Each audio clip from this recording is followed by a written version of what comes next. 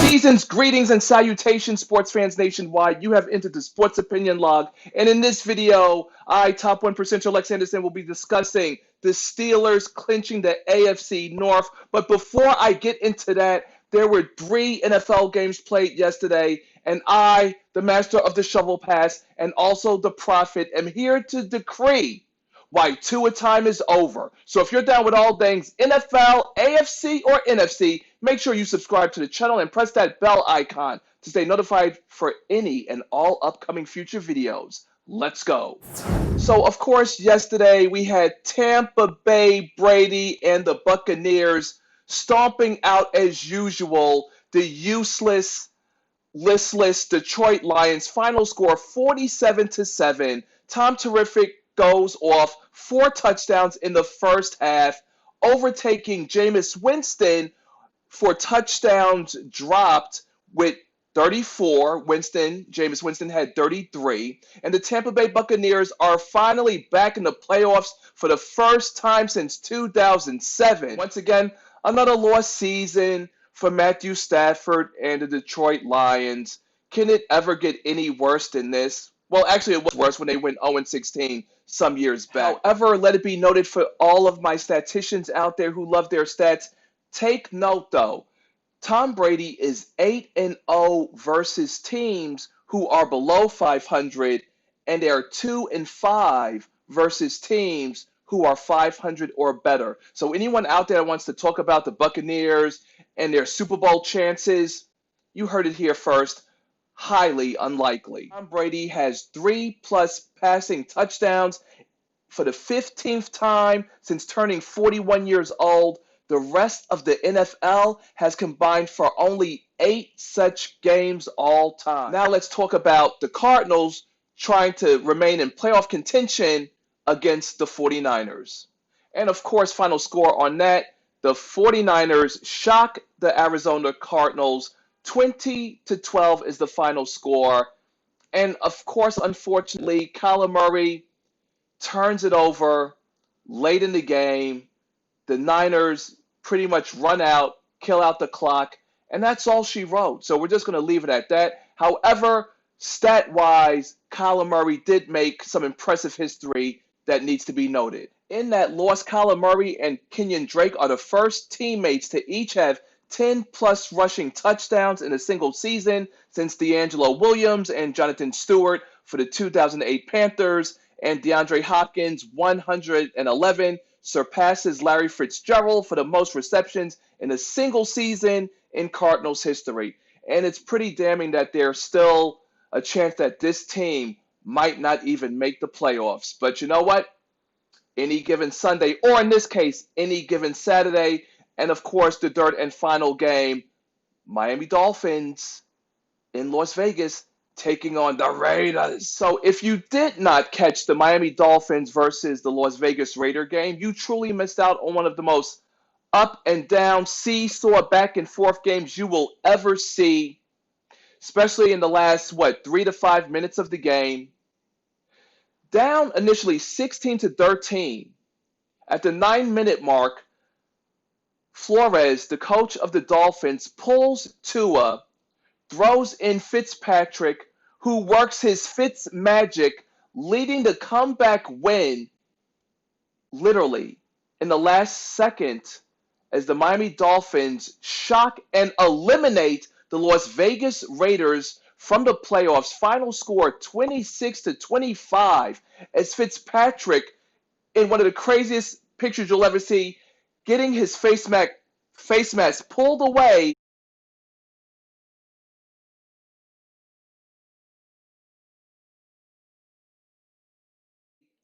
Throws a pass that his wide receiver catches, plus the 15-yard penalty, 44-yard field goal. That's all she wrote. And the most important thing from this game is one of 2 things that I talk about with my sister, Allie P. These teams that want to try to play conservative towards the end of games, holding on to slim leads, it just sometimes never works out the way they want it to. They should have ran for the touchdown instead of the Raiders having their running back run and slip and slide at the 1 yard line, thinking that the Dolphins had used all their timeouts because Fitzpatrick only had like what, 20, 19, 17 seconds left, no timeouts. But of course, if you had sort of last 3 to 5 minutes, you could see that there's no reason to believe that the Raiders' defense was going to hold them down for them to come away with a win. And however, here is where I, the prophet, will decree that Tua time is over, because this is the second time, first time was week 11, that Tua was pulled in favor of Fitzpatrick.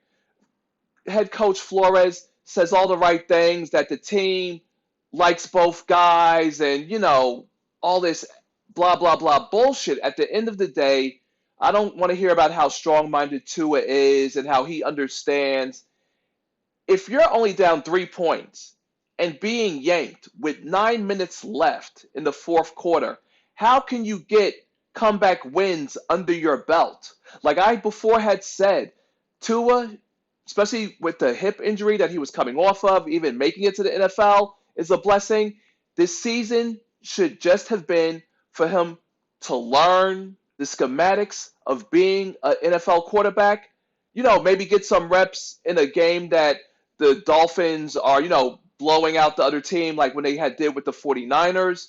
But you should not have turned the team over to him at some midway point through the season. You had Fitzpatrick working his FitzMagic, playing some of the best football in his career.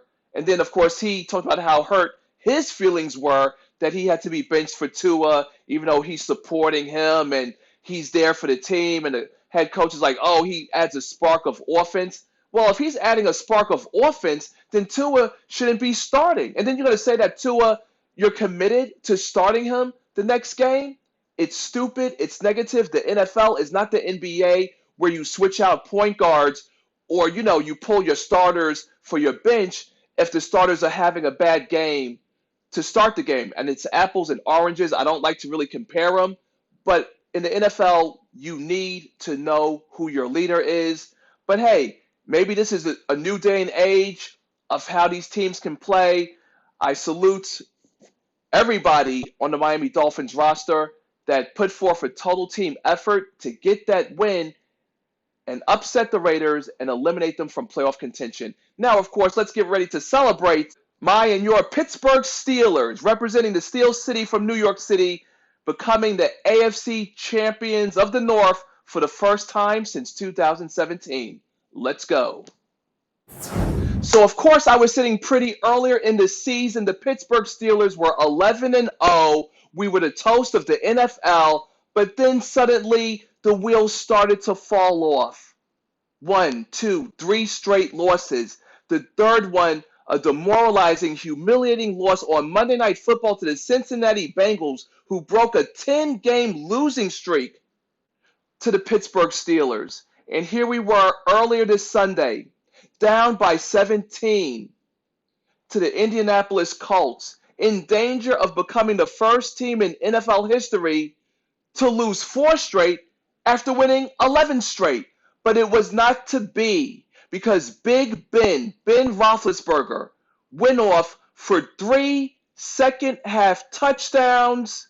Deontay Johnson, tight end Ebron, and of course, the man who's always on the scene, Juju Smith-Schuster. Final score 28-24, as my and your Pittsburgh Steelers are the champions of the AFC North. And with that being said, the top 1%er, People Sportscaster Lex Anderson, I'm here to toast and cheer on my and your Pittsburgh Steelers. Of course, if you're wondering what's in the shot glass, this would be Ciroc VS Brandy. Nothing but the best. So here we go.